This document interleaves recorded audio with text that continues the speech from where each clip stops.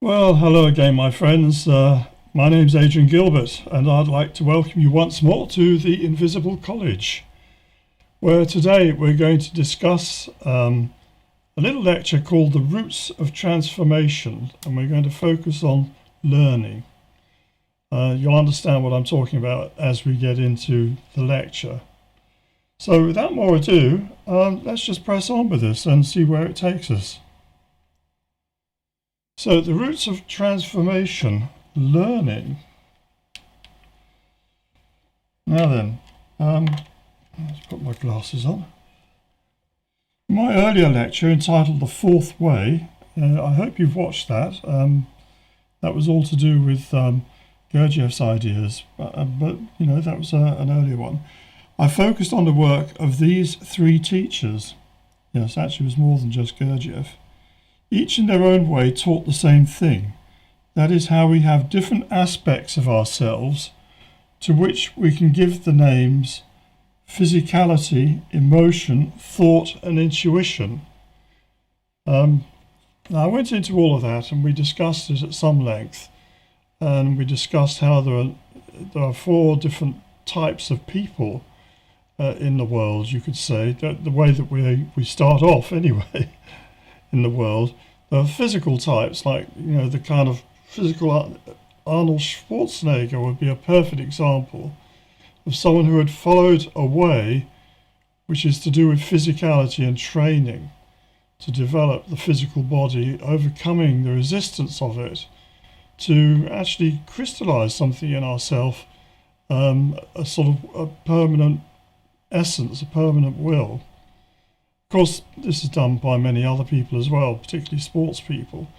But it's the way of the physical, and that's the first way. And the second way was the way of emotion, and we typify that with particularly religious people, you know, monks and nuns, who work so hard on their feelings, identifying, for example, with the crucifixion of Jesus Christ, to the point where they can get stigmata, with bleeding wounds in the hands and feet, because they're so identified emotionally. But there are other emotional ways of developing as well, you know, which other religions and people involved in the arts and so on can get very emotional, developing themselves that way. And then the third way was the way of the mind, which is the intellectual way, the way of philosophy, the way of studying and analysing. And typically this, yes, it's philosophers, but it's also scientists that work that way with their mind. And that offers an avenue for crystallising something else in the mind. These three ways are all of them, each of them in their own way, strong in some respect, but weak in others. So you could have the foolish saint who doesn't know anything, or you can have the athlete who's just a lump of meat, or you can have the intellectual who's weedy and pathetic and cowardly and undeveloped, but he knows a lot because he's read a lot of books. And he's a typical, what do we call them these days? Well, anyway, you know what I'm talking about. So those were the three major ways. And the fourth way that was talked about was the way of the sly man, the way of trying to combine all three of those different ways to follow them at once. And that's a much faster route if you can do it. And that's what Gurdjieff was on about. So we discussed all that, and I've just briefly given you a little overview. You'll find that lecture. I'll put a link to it down below. Now, in this lecture, we're going to focus on the work of one of Gurdjieff's students, P.D Bennett. And I had the good fortune to meet Mr. Bennett on several occasions, and I even worked for a time for his UK publisher, Turnstone Press. This was back in 1974. I'd just come back from America and I needed a job, and I didn't know where to start looking, but my father used to get the Daily Telegraph, so I had a look in the classified section in that, and I saw this little publisher was advertising they wanted a sales manager, and I'd done some sales work before. I'd been a sales rep for a pharmaceutical company. So I thought, and it was an esoteric publisher, and I was really into esoteric books in a big way. So I thought, well, I've got nothing to lose, I'll apply. So I did, and lo and behold, I got the job. And as it turned out, J.G. Bennett was one of their authors, one of their principal authors, I should say. And I'd actually met him the year before, and I think maybe that influenced the decision to give me the job. I don't know, but I'm sure it did. It certainly would have helped that I had actually been to his college, visited it, and I'd met him, and I attended one or two of his lectures. So they knew I was someone that was interested in that field in a serious way. So they gave me the job, and that was very interesting because I did get to meet him again in that context. And I also attended some of his other lectures, which he held in London. Now, he was a mathematician, a former soldier. I should just say here that he fought in the First World War, got wounded in the trenches, and when he was recuperating back in England, recovering from his wounds, he heard that they wanted someone to go out to Turkey. This was at the very end of the war, to run the intelligence service for the British Empire out in Constantinople, as it was then, or Istanbul, I think that we called it by the Turks, but we still called it Constantinople. And he thought, well, I'd love to do that. So, I mean, this is quite something. He decided he was going to learn Turkish. And he did so within 9 months, sufficient that he could go to an examination board and be examined in it and pass and be given the job. Unbelievable. But this man was a brilliant linguist, and he learned many other languages, I'll say in a minute. Anyway, he went out to Turkey, and at age 21, he was running the mission there in Turkey with the rank of lieutenant colonel. Can you believe it? At age 21, staff rank, I should say. He was a staff officer, but he was in charge of the entire British intelligence service throughout the Turkish or Empire, as it was then, the Ottoman Empire, which still was in existence at that time. We're talking about 1919, 1920. So he got to know everything about what was going on in that place. I mean, what a remarkable career, even at that young age. Anyway, he was a mathematician, a former soldier, a diplomat. I believe he was at the Paris conference acting as a translator for Lloyd George. In fact, Lloyd George invited him to stand as a Liberal MP, because Lloyd George was a Liberal, but he turned it down. He didn't feel that politics was where he wanted to be. And he was also a dedicated researcher into techniques of self-development. Yeah, I should also say, before we leave that in the Second World War, he was chairman of the Coal Board and the Coal Utilisation Council. You have to understand that at that time, Britain was wholly dependent upon coal. We didn't have oil of our own, and we needed to get oil. I suppose we get some from coal, but certainly coal was needed for steam engines, for fireplaces. It was used throughout industry. So the proper utilisation of coal was a big deal, and how to get chemicals using coal as a base material, was another aspect of this. And he was in charge of the laboratories and so on that were experimenting in these fields. So he's a practical man as well.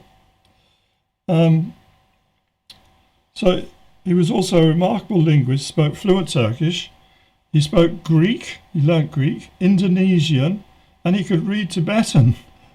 And this was in addition to various European languages, including French and German. I think maybe Italian as well, I'm not sure. I've heard that he spoke something like 12 languages. And he was also into very abstract ideas about the fourth dimension and sort of deep insights into mathematical philosophy. So this man was no fool, and he was certainly very well experienced, even at a young age, in a lot of things that most of us wouldn't ever get to, even in our dotage. So when I first met him in 1972, he was running an experimental esoteric school at Sherborne House near Cheltenham in Gloucester. I've written about this and I've talked about it before and how I went down there for a weekend. And first thing he did, I met his wife first, actually, at the door. She said, "Oh, he's round in the garden. You go and find him." So I went round there, and there was this shambolic figure in a sort of old jacket and old jeans and boots and flyaway hair. And I thought, this must be the gardener. And I said, can you tell me where I can find Mr. Bennett? He said, well, actually, I'm him. I said, oh, well, I've come down to see you. I'd made an appointment. He said, oh, right, fine. He sort of grabbed a watering can and said, he gave it to me and said, look, there's a tap there. Go and fill that can. Go and water those plants around there. They need watering. And I'll be with you shortly. So I found myself there. I come all the way from London on the train and on the bus, and then, I was expecting at least to be given a cup of tea or something. And here I was, suddenly having to go and water plants in this flower bed, and I sort of watered some here, and I went and filled it again and watered some more. I got bored very quickly, I have to tell you. And so I thought, oh, those ones at the back, they look all right. So I put the can down, and when he came out, he said, oh, right, yeah. And he said, went out to inspect my work. And I thought, oh my God, I've put my foot in it, I've exposed myself as being lazy. That was a test, and I failed it. Obviously, I failed it. Anyway, he called me up to his office. We went into his office, and he sat me down, and we got chatting. I'll come to that shortly. Anyway, so he was running this school in Sherborne House near Cheltenham in Gloucester, where he was teaching various ideas, a lot to do with meditation and to do with the Gurdjieff movements. And I'd read Ouspensky's In Search of the Miraculous a number of times by then. I also read some of Beelzebub's Tales to his grandson, which is Gurdjieff's great tome, sort of very tongue-in-cheek, sort of, well, you could call it a sci-fi novel at one level, but it's full of all sorts of extraordinary ideas. Quite difficult to read, but I'd read some of it. So I was only 22 at the time I first met Bennett. He led me into his small office, and after I'd sat down, he told me I was now sitting on P.D Ouspensky's chair, which he used while writing In Search of the Miraculous. So you can imagine, it was actually a wooden chair. It was the same as my school teachers used to sit on when they were teaching our classes. A sort of rounded back to it with arms, and it's just a standard wooden chair. But to be actually sitting on the chair that he said Ouspensky had sat on when he was writing In Search of the Miraculous, which was the book I most admired. This was the author I most admired, at least at that time. And there I was sitting in his chair. Unbelievable. So anyway, Ouspensky was Gurdjieff's most famous pupil. I'd read this book, In Search of the Miraculous, avidly about 18 months earlier, and I was in awe of Ouspensky. To now be sitting on his chair left me tongue-tied. Yeah, I couldn't say a word. I just didn't know what to say, I just burst out laughing, actually. I just, I don't know if that's ever happened to you. You're so nervous. You're so kind of, you just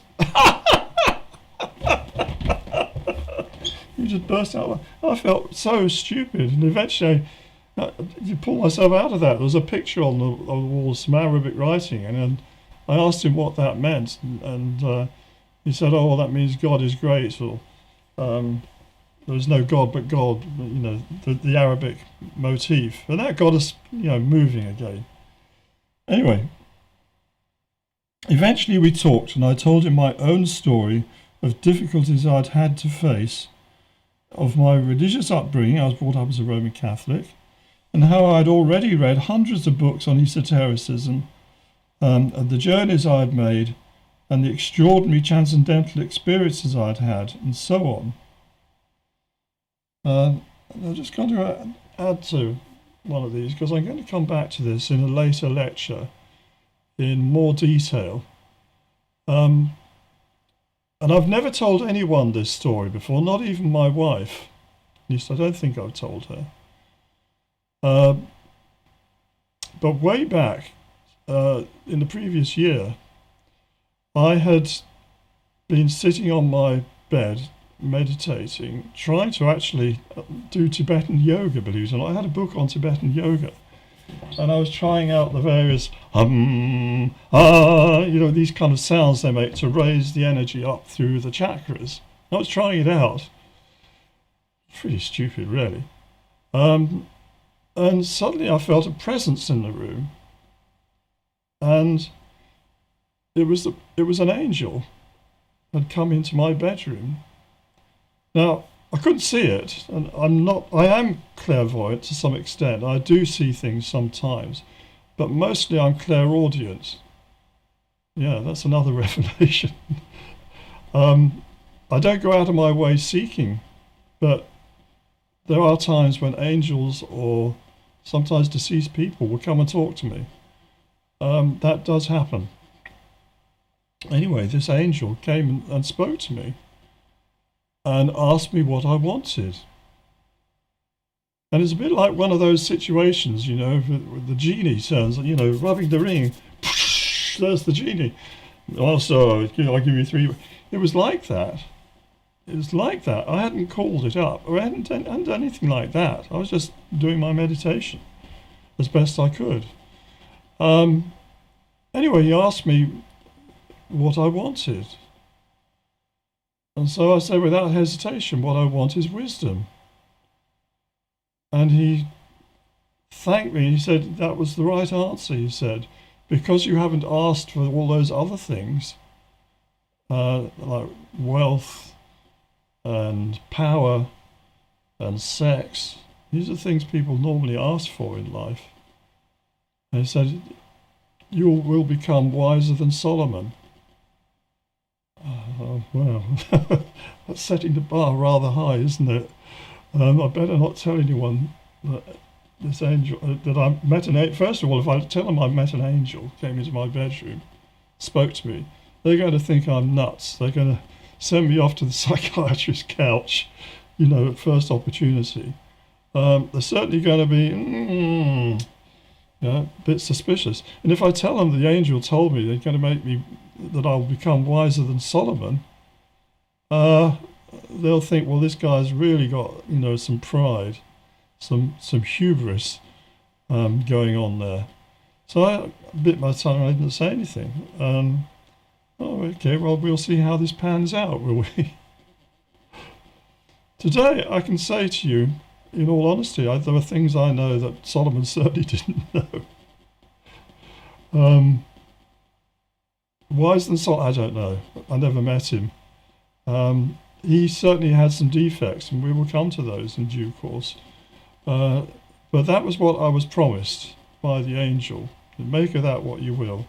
And it's one of the things I told, yes, I did tell Bennett this. And he then told me God had chosen me for a special task, that he is always hardest on those he wants the most from. He told me I had an important destiny ahead. So this is actually, and I'm telling you the truth here, I'm not lying. Bennett actually said this to me. He told me I had a special destiny. that I would have a hard journey, which I have done, but that God is hardest on those that he wants most from. And I think that's true as well. I think most people who've followed the way will understand that you are going to experience what people in this world, they call karma. It's going to come back to you much faster than it would otherwise. And in spades, you go off that path and it will come back like that very quickly. So you've got to be very careful, what you do. I'm not saying I paid off all my karma. I'm no different from the rest of you.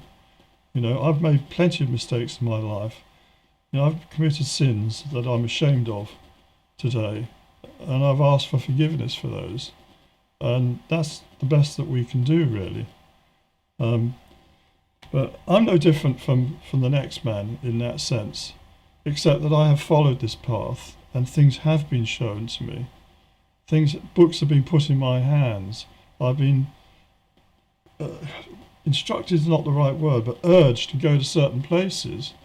And when I've been there, things have been shown to me, or I've met someone that I wouldn't have met otherwise had I not gone to that place.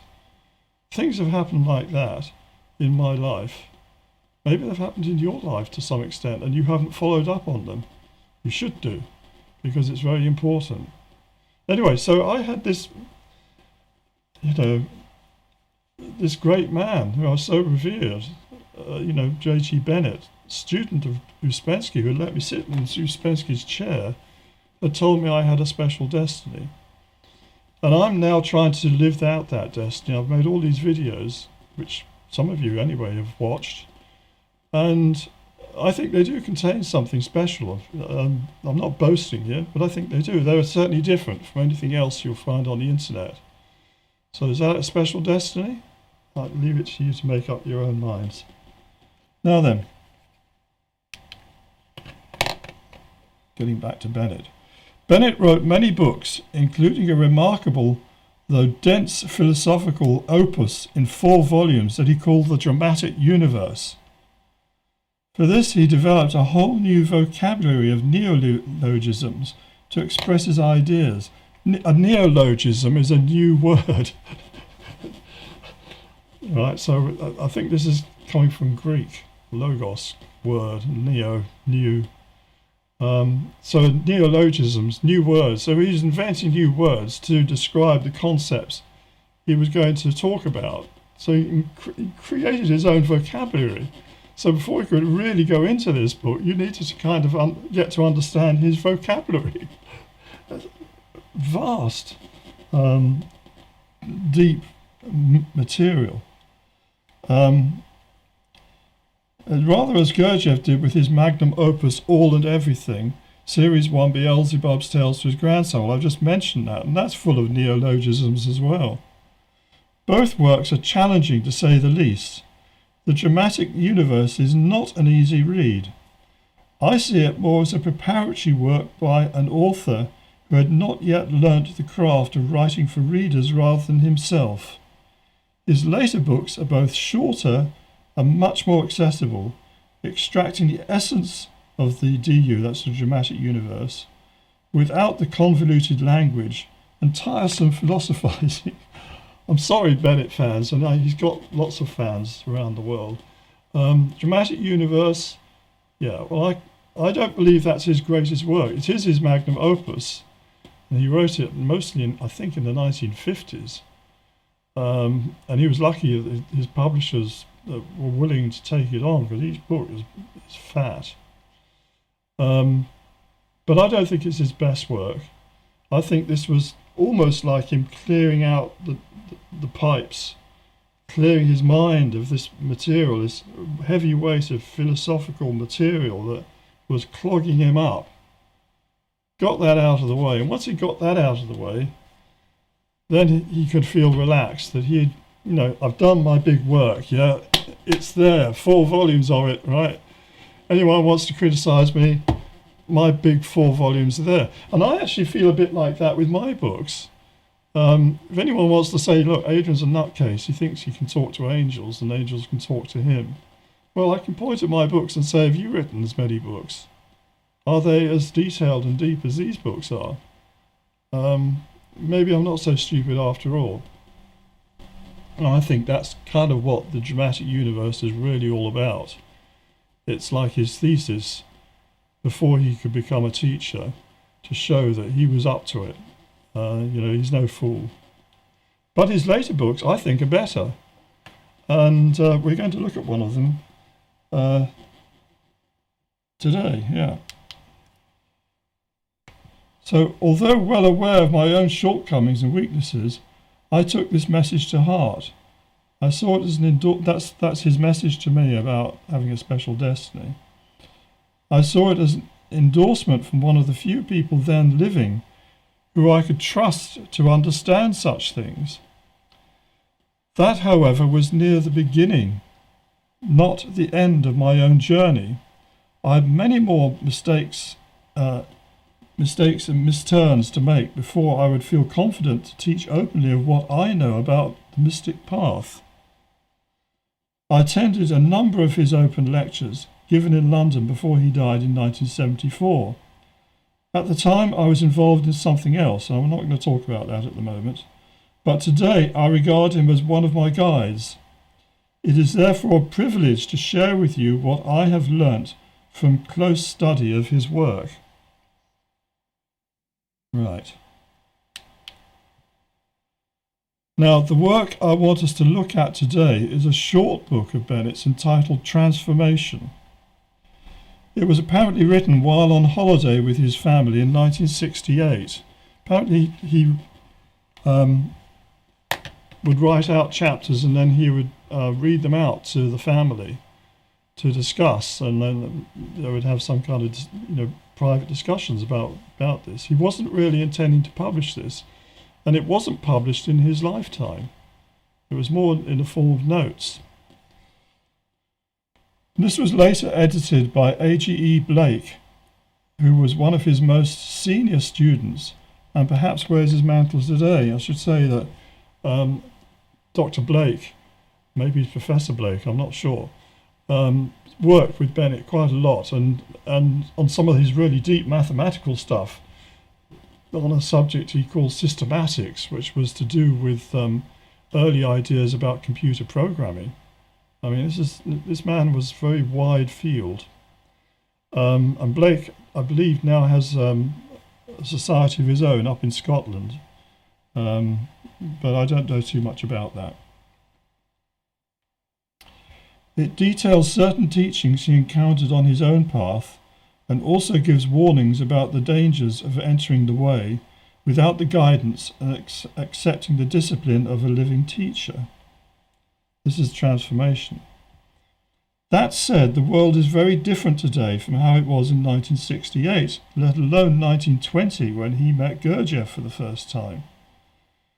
That's us people in the world, are now interconnected in a way that was inconceivable even in 1980. Also, the world is moving so fast that we have to take chances, teacher or not. So that's why I feel free to talk to you today in the way that I'm going to in the second part of this lecture. Yes, and it's because the world is moving so fast that I feel entitled to draw upon Bennett's wisdom to share with people who have never and probably never will have a teacher in the formal sense of a guru. In other words, most of us not going to have a teacher. There just aren't enough to go round. But what we have got is we've got an internet and we've got books and we've got training tapes and we've got possibilities for open forums and all sorts of stuff like this which didn't exist when Bennett was writing. So we have to make use of these techniques and these possibilities that weren't around then. So in the form of a guru, in this lightning world that we live in, we have to trust the divine and not physical men and women to be our teachers. There is no other way for us. And what do I mean by that? Well, I mentioned earlier about an angel coming and speaking to me. Well, I don't see that as being so very peculiar, you know. If there's any truth at all that there is a God and there is an angelic kingdom, wouldn't they want to talk to us? Wouldn't they want to give us guidance where possible? And if there are people like Bennett himself, for example, who've passed over, who are in the other world, what in Catholicism is referred to as the communion of saints, wouldn't those saints want to be helping people in this world? I think they would be. And if you're open to receiving teaching, then it will be given to you. Now, you might say, well, yeah, how do you know where it's coming from? Perhaps it's coming from a demon, from the devil. How do you know that what you're being told clairvoyantly or clairaudiently is in a line with God's purpose? And I would say that the way to do that is to put yourself in the hands of Jesus Christ. You know, start off with a prayer. Demons don't like that, and they will run away. You have to align yourself with your ideal, and if your ideal is godly as opposed to demonic, then demonic forces will not come to you. They won't be able to throw you off scent. They might tempt you, but you will have protection at a deeper level. That's something that we'll need to discuss perhaps later on in other lectures. But we live in a very strange world at the moment where what's right is seen as wrong, what's wrong is trumped as being what's perfect, you know, where people can't even make up their minds what is a boy and what is a girl. And if they can't get that sorted out, what hope is there for them? They don't even believe in God anyway. They assume that we're just glorified microbes that crawled out of the dirt. In those situations, then there is no hope, if that's what you really truly believe. But you have to be blind to think like that. You only have to look at the wonder of nature to realize that it can't have just crawled out of the slime and just automatically evolved. It doesn't work like that in the real world. We know that from our own experience. So there has to be a guiding force, a guiding intelligence. We call that guiding intelligence God. That's good enough for me. And work with it. Anyway, let's get back to here. So let us therefore give thanks to John Bennett for the guidebook he left us as we set out as so many pilgrims on the path to transformation. So yeah, I'm very thankful to him for writing this book. It's very useful, and I think is much better than his huge 4-tome work of the dramatic universe, but that's my personal opinion. However, before we explore some of Bennett's ideas, it's worth recapping on what C.G. Jung had to say about the psychology of human types. Now, this was in the last lecture that I did, and you can go back to that one. So there's C.G. Jung. He lived between 1875 and 1961. And Jung recognized that there were 4 faculties used by human beings to interpret the world around them. These made up 4 faculties. This gave us 4 types of people. The first was sensation predominant, and that would be guys who are into the physical body and the weight training and the athleticism and all of that. The second was feeling predominant, and that's our saintly types who everything is good and bad and nice and nasty and comes from the heart predominantly. And the third was thinking predominant. Well, we know about that too, the philosopher, the scientist, the person who's analysing with their mind. And those are, we discussed those in context of Gurdjieff as well, but they are the 3 normal spheres that we meet people in. They're one of those 3 types, generally speaking. But there was this 4th type, which he calls intuition predominant. And that's more difficult to peg down, but I think one way to help us to see this is to connect it also with the four elements. I don't mean like sodium and carbon and what have you. I'm talking about the old elements from medieval times, maybe before. The fire, earth, air and water. Earth, air and water. You've got earth, that's the physical, that's the sensation, the weight training, the physical body is where it's at. That's the earth element. And then the emotion, the feeling, the churning up, that's the water element. And then you have the third element, which is the air element, which is the mind. And then the fourth element, this intuition, is fire. Now that's, what is fire? It's not a gas. It's actually plasma. And it's actually charged. And it responds to electric forces. And it responds to magnetic fields. You can actually bend a flame, with a magnetic field. I don't know if you tried that. It's quite an interesting experiment. But it's not just a neutral gas. It is actually charged particles in that flame. So we can see that the intuition is the part of us that can be affected by electric fields and magnetic fields and waves in the ether in a way that the other elements can't be. So this is where the intuition comes from. It's like having your radio antenna scanning around, picking up signals, connecting to things, drawing them in from you don't know quite where. So that's the four types which Jung was exploring and talking about in his psychology. And we talked a little bit about that in the last lecture. So I'm not going to go into that any further here, except that here's the diagram that Jung produced, how these four could be arranged on a wheel, so that it doesn't have to always be sensation on the top. It can be any of these four, but whichever one is at the top is what's conscious and therefore predominant in our character, in the way that people see us. So your weightlifter, your Arnold Schwarzenegger physical type is going to be a sensation. That's going to be his dominant way of approaching the world, through the senses. If it was a feeling on top, then it's going to be through the emotion. People feel things, good and bad, right and wrong, like and dislike. That's how feelings work. And emotion, E means out of, going away from, motion.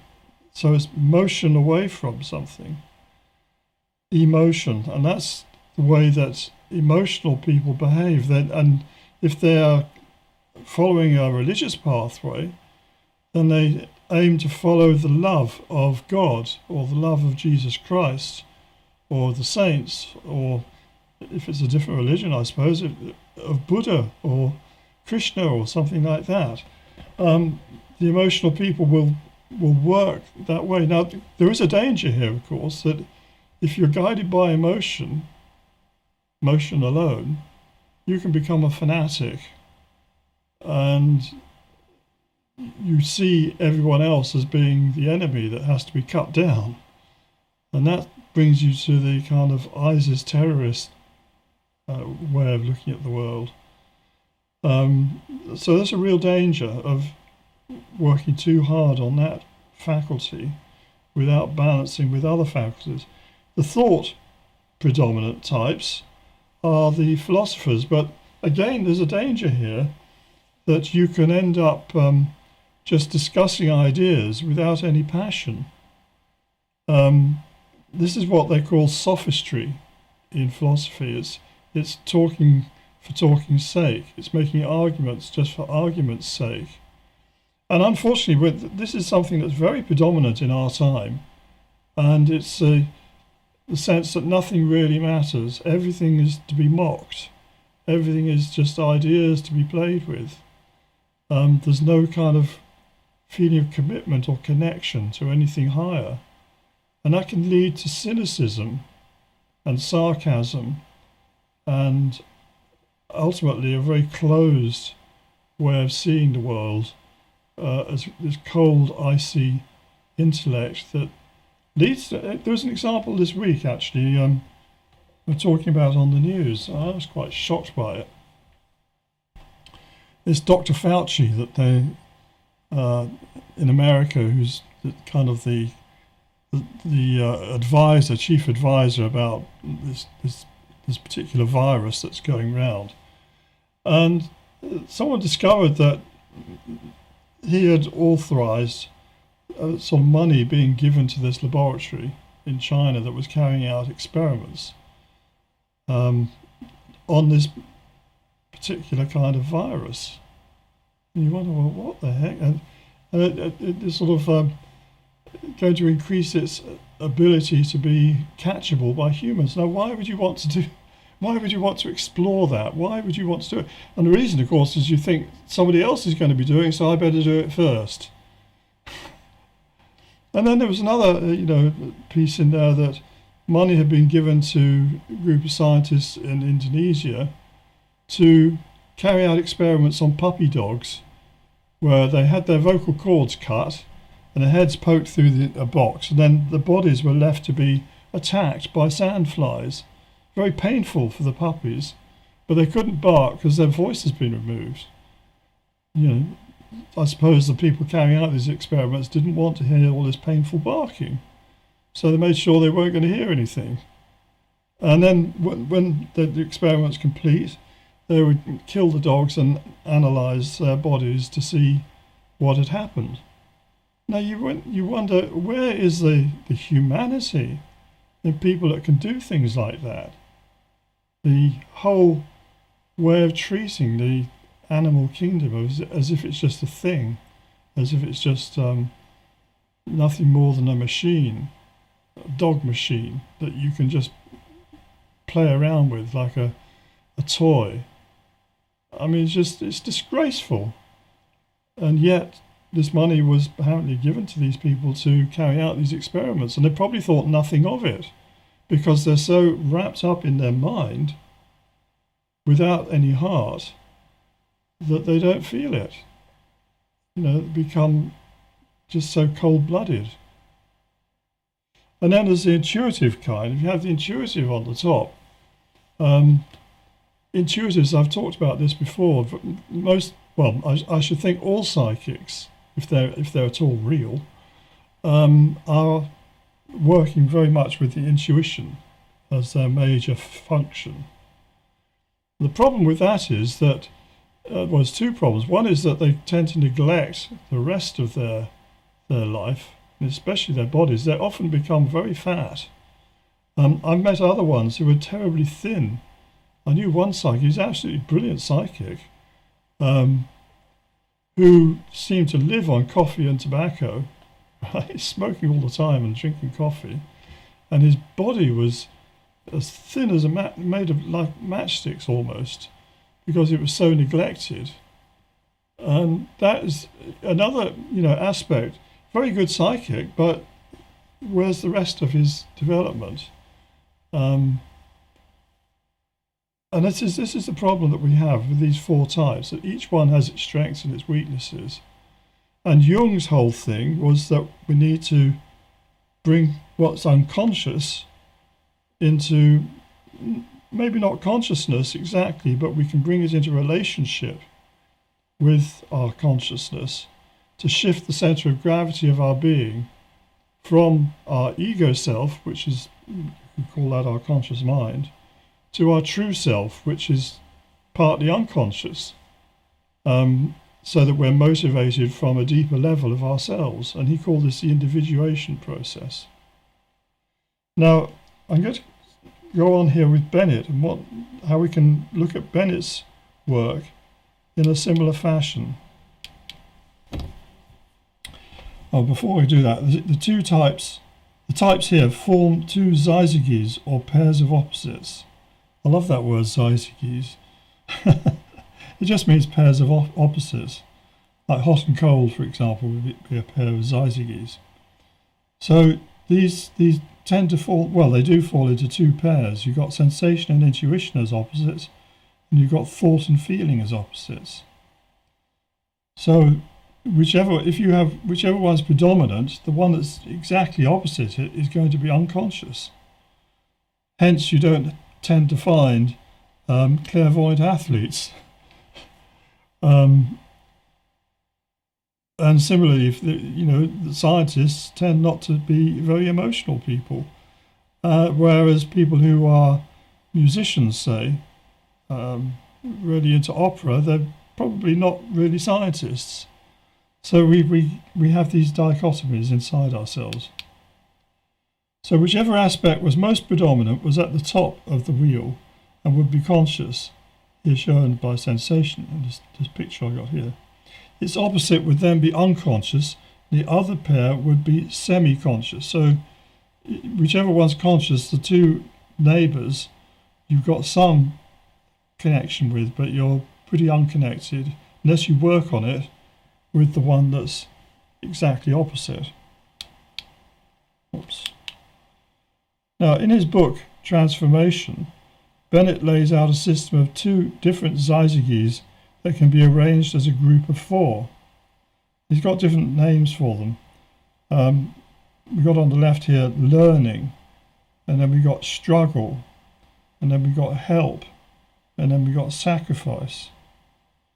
And I've found in my own life that this is a true representation.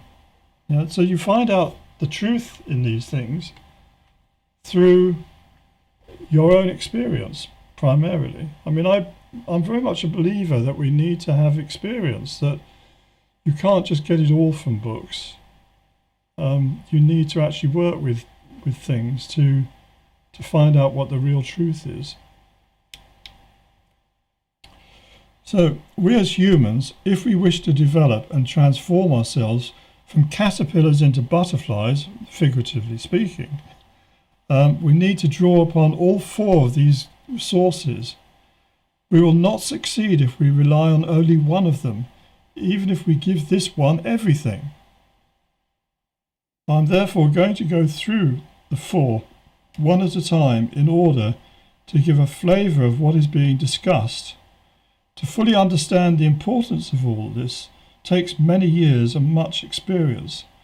However, we can make a start if we look back over our own lives and see where we've encountered each requirement ourselves, right? So each of these four sources we're going to have to work with.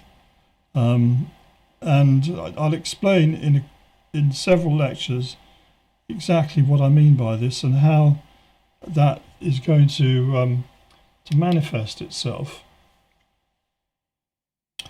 And in this lecture, we're going to focus on learning. I'll cover the other three topics in subsequent ones. And if you want to know more about what J.G. Bennett himself has to say on the subject, then I recommend you read his book.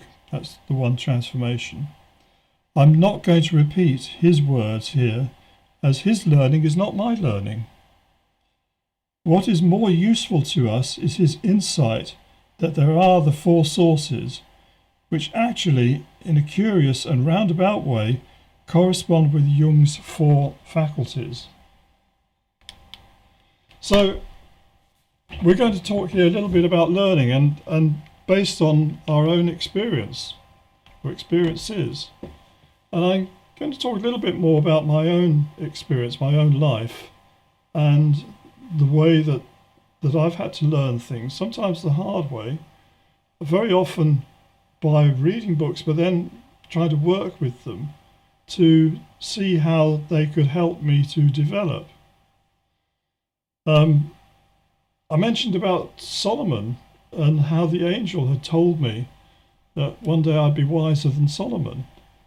Well, that seems like a huge boast, doesn't it? Is that just my other part of myself whispering in my ear? Actually, I don't think Solomon was all that wise. That's the secret. Yeah. I'll tell you a little bit about the history of ancient Israel, and this will illustrate this to you.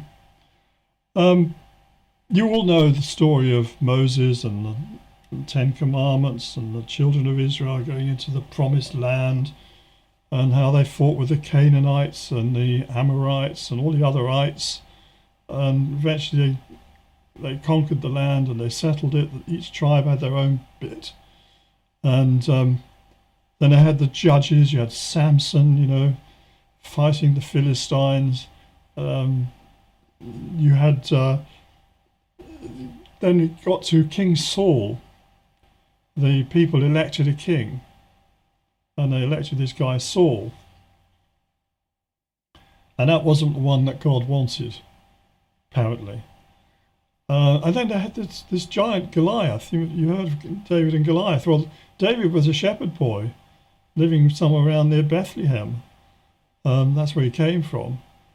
And the Israelites had to face the Philistines, led by this giant Goliath.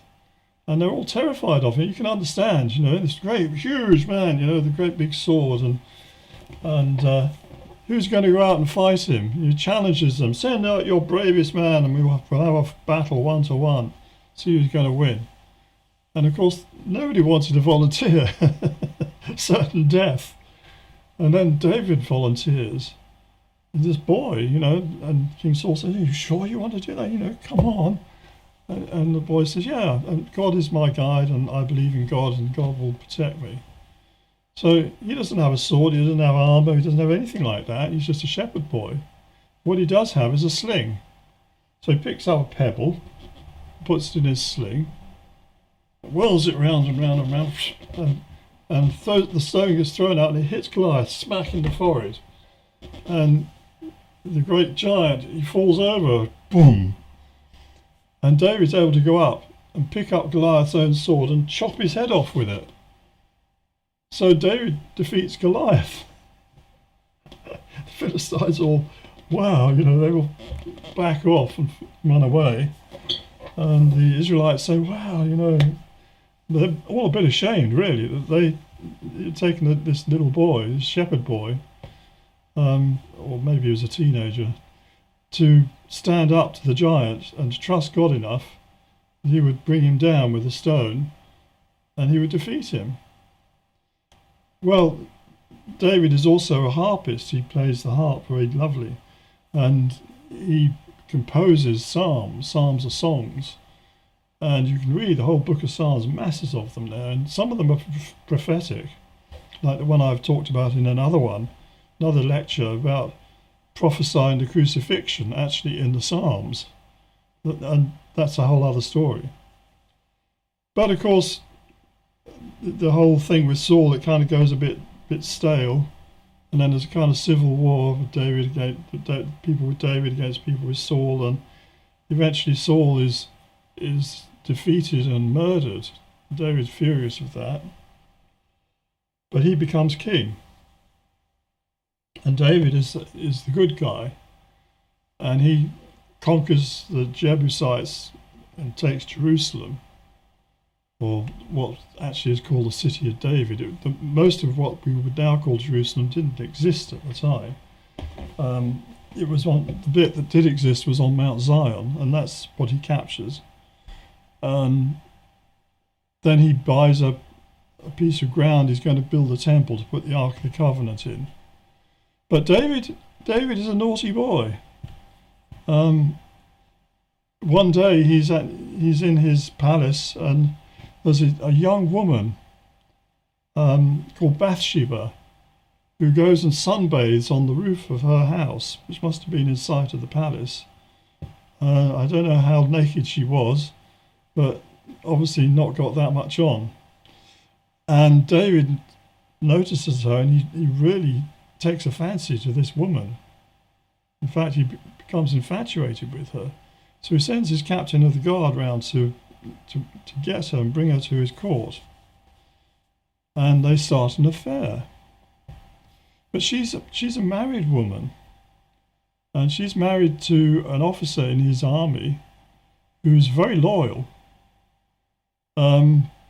And David conspires with his general that this guy must go into battle with with the army when they're going to attack a town that they're fighting against.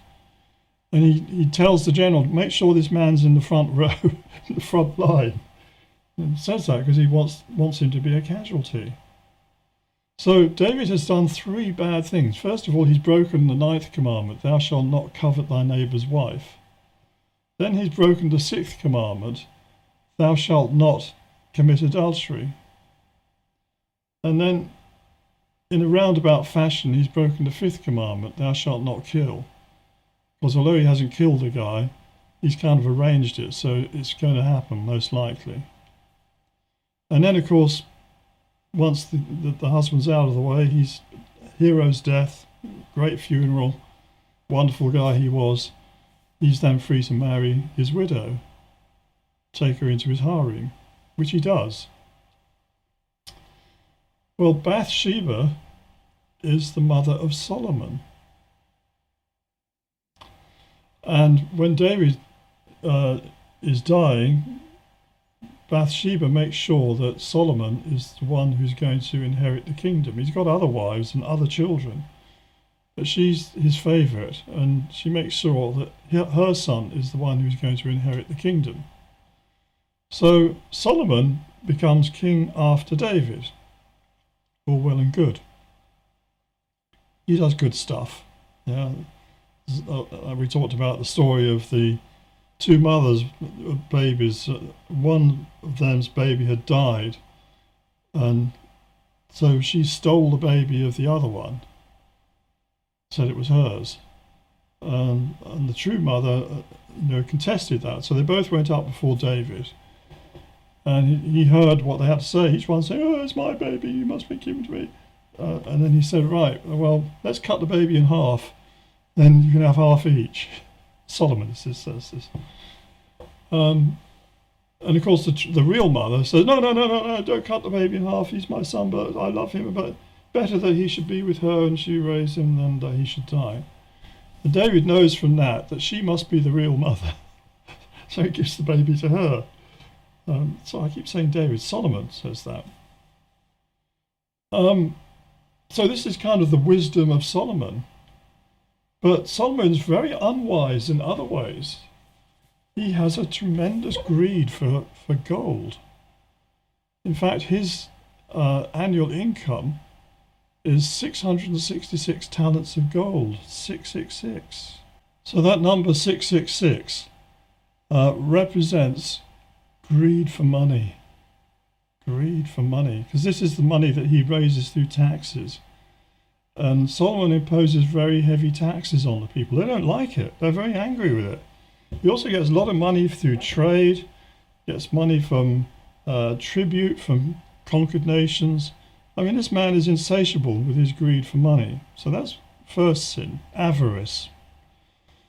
His second sin is that he loves women. He's crazy about women.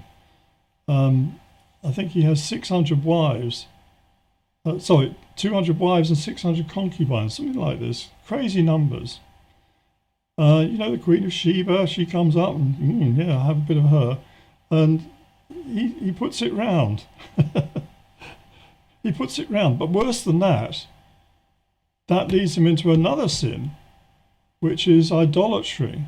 That he's got wives from all the different peoples all round about, and they want to worship their own gods, so it's all right. So all these little shrines pop up in the land of Israel, worshipping these other gods, and that's against the first commandment, thou shalt not have false gods before me. So he's a bad boy, and God reprimands him. Never mind, he did good things, like he built the temple in the early days, but he reprimands him and says, because of you and what you've done, I'm going to take the kingdom away. I'm going to split it. But I won't do it in your lifetime because of your father. And I liked your father. He was a good bloke.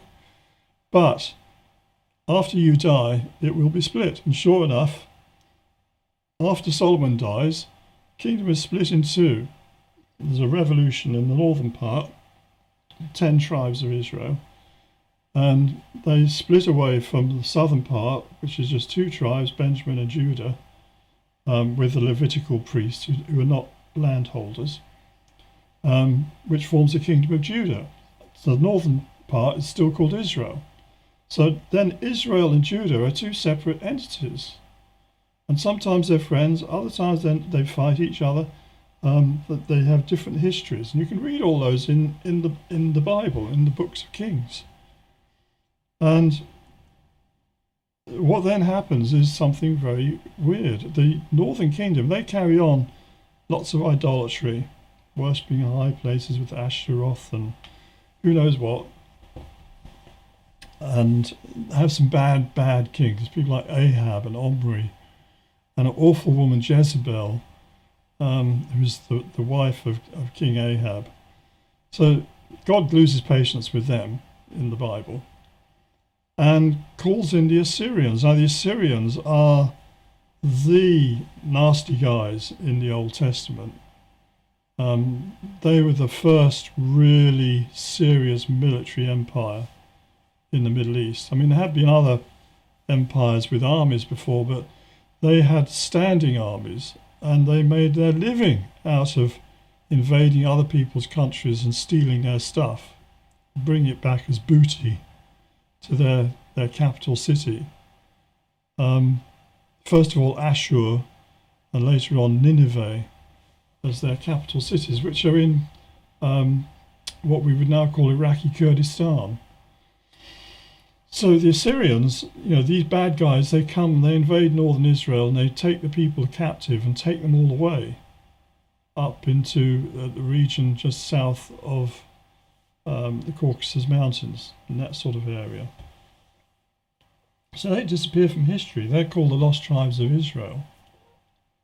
And that just leaves Judah. Well, the Assyrians, not content with having taken away the Israelites, they invade Judah as well.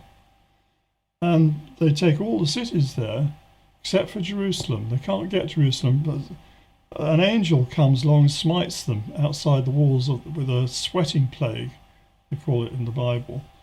And masses of them die, so they retreat away from Jerusalem, and so that's left. So we then, because this perhaps might not have happened had it not been for Solomon and his greed. So I don't see much wisdom there. So to be wiser than Solomon is not actually as big an honor as you might think.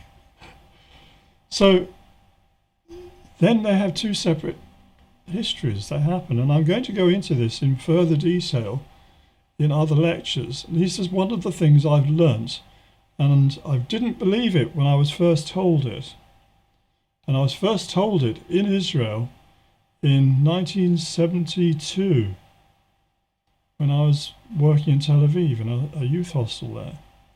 And I met this old man who was studying his Bible intently, and I asked him, what was so interesting in it? Basically words to that effect. And I said, isn't it great to be here in Israel? Now the Israel's come back. And he looked at me with a puzzled look, and he said, Judah's come back, but Israel hasn't yet. I looked at him, funny. What are you talking about? And then he explained to me about how there were these two different kingdoms, Israel and Judah. The Jews, or Judeans, are descended from the tribes of Judah. There's other people who converted to Judaism as well, but that's where they come from primarily. People of Israel disappeared, but he told me that after the Assyrian Empire fell, and Assyria was attacked by the Babylonians and Medes working together, and they destroyed Nineveh, put it to the sword. And then what was left of the Assyrians ran away to Haran, I've been to Haran, I haven't been to Nineveh, but I've been to Haran, which is south of Urfa, just near the Syrian border actually, in Turkey. And there they were sieged again and defeated, and the last king killed, and that was the end of the Assyrian Empire. Meanwhile, the Israelites, who had been captives, made their escape during this chaos that ensued. First of all, there'd been a civil war before the Babylonian invasion, and then this chaos that erupted as a result of it. And they made good their escape and went over the Caucasus Mountains into Georgia and then escaped from there, partly through Turkey, partly going around the north of the Black Sea through Crimea and ended up in Europe. Now you're going to think this is very, very peculiar. But the lost tribes of Israel are actually European. If you've not heard this before, you're going to think, this is just racist, this is nonsense, this is crazy. But I'm going to show you the evidence that at least one of those tribes is in Britain. And we have the evidence here in Britain. But that's a whole other story. Meanwhile, the Judeans, the Jews, who were later carried off to Babylon and then allowed to return, and then you had the invasion of the Greeks, and they got the Maccabees and had their own little kingdom again. And then the Romans come along and wreck everything, and then they get banished out into Europe or into all countries all around the Middle East by the Romans, who expelled them from the country. And then eventually in 1948, they come back to reform what's called Israel today. I don't think it should be called Israel, it should be called Judah. But we'll go into that much later. But the great thing that the Jews did and the Judeans did is they preserved the tradition. They preserved the books. They preserved the teachings and the prophets and all of this, which would all have gone had they not hung on tight to that. And that was their job. Israel had a different job, and I'll come to that in another program. But these are things I've learnt, and I've learnt it partly through studying lots of books, reading books, studying books, looking at archives, but also visiting places, studying history, and allowing it all to develop and mature. People I've met who've taught me things and told me things about this. I've made discoveries, and I'm going to show you a major one in a later lecture, which I think proves a lot of what we're talking about. And then you can begin to understand, when you've got this learning, just exactly what the plan is and how that fits with what's happening to today.